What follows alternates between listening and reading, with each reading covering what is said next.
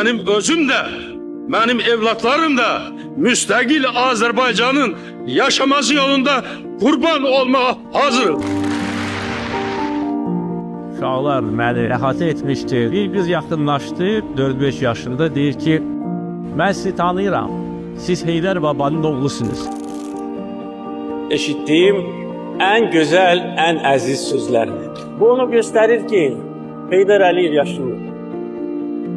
Və nə qədər Azərbaycan var, Heydər Əliyev olacaq. Biz onun davamçıları, onun yoluyla gedəcəyik, Azərbaycanı gücləndirəcəyik, müstəqilliyimizi qoruyacağıq. Küçələrə su səpmişəm, küçələrə su səpmişəm, yar gələndə toz olmasın, yar gələndə toz olmasın. Mən həmişə fəxr etmişəm, bugün də fəxr edirəm ki, mən Azərbaycanlıyam.